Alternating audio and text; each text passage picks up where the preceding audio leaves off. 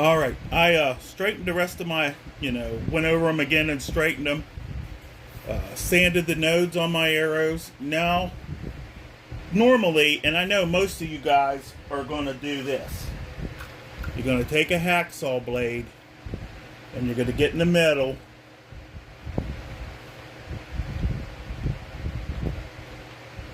and you're going to saw a notch. 2 or 3 hacksaw blades glued together is good for that. But what I have is my Utsi the Iceman inspired knife. And I started and I thought, oh, I should video this. And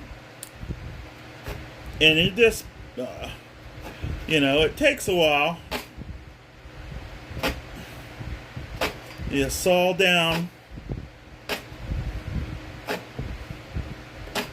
Now when you do this,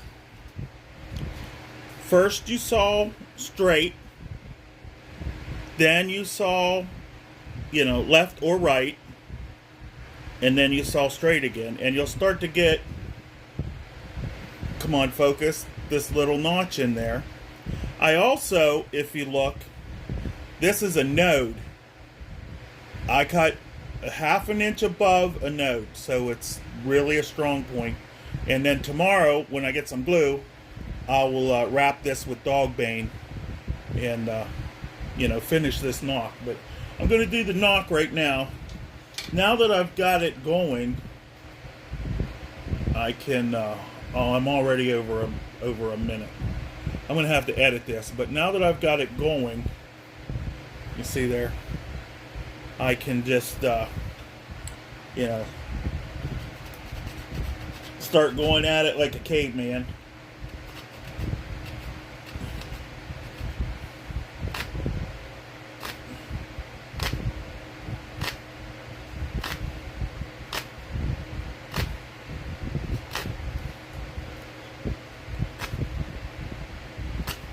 And for you guys that think you got to have this big flint knife, this is the best flint knife I have.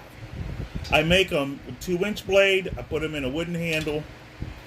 And worst comes to worst, I could shave this down and make it into a spear.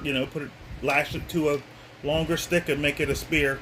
It's glued in with pine pitch glue. I think you can see it in there. Been a couple years, not wrapped or anything, and it's staying in. And then here's my knock. I shoot with the pinch style, so I'll wrap a big bulge of dog bane around this, or sinew. But I like to use dog bane because I want to save my sinew for stringing stuff. And dog bane is really strong, so it'll be okay. And so we'll just keep going here.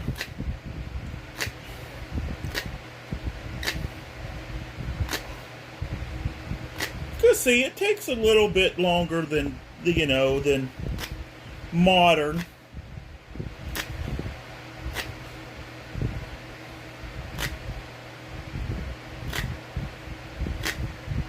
Now I still have to make my string for my bow, but I like a little V like this.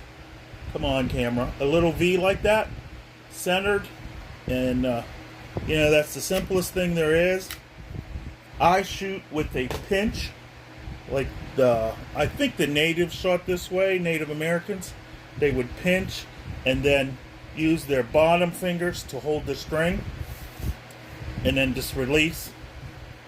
So I like it a lot better than Mediterranean. I get less plucking of the string, and I think that works better. So that's my thoughts on on flint knives. You won't break this. This won't break. You can get in and cut bone. I'll butcher squirrels and stuff with this knife. I've had this knife. If you go back on my channel, I've had this knife at least 3 years. And I use it all the time.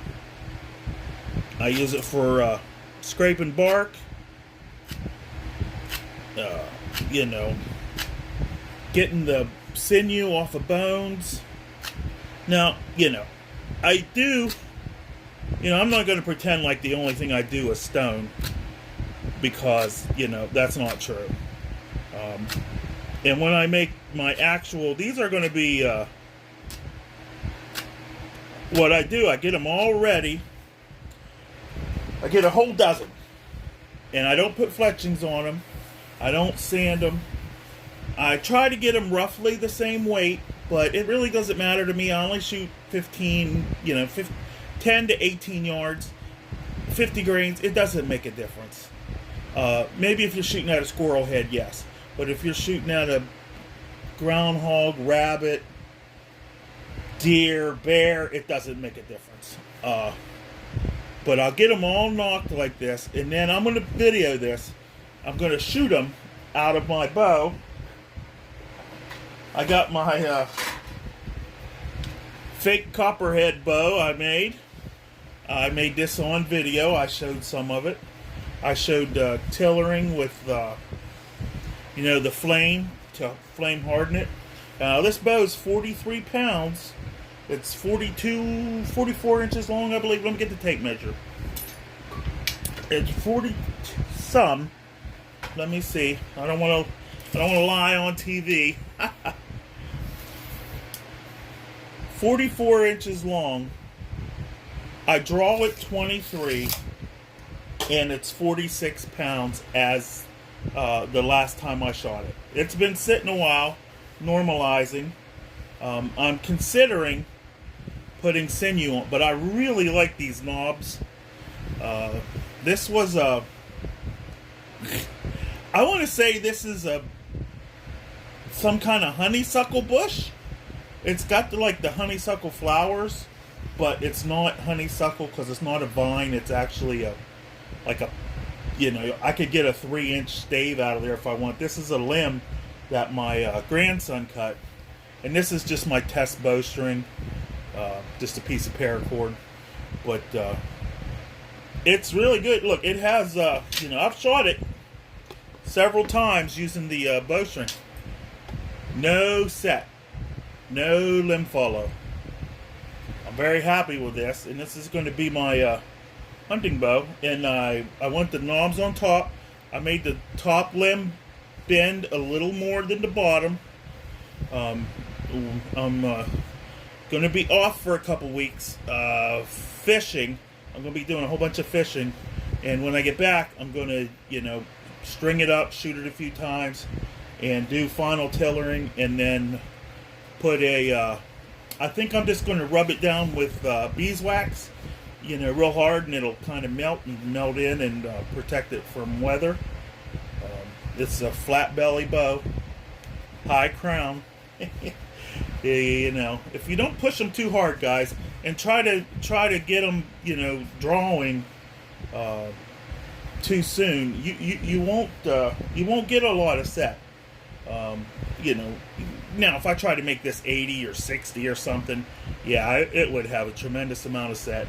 And if I pulled it to 40 pounds when it was only at, not even at tiller height, it would also have a lot of set. I don't bend them at all until I can bend them with my hand. Of course, I don't make them heavy bows.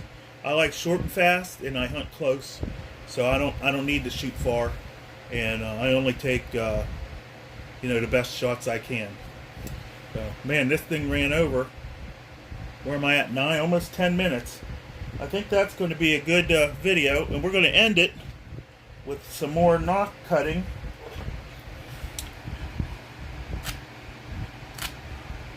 Now, I sanded this, but whenever you go to put your fletchings on, when you're going to wrap it, this has a coating, a natural wax coating, because it's bamboo, and I just scrape where I'm going to tie.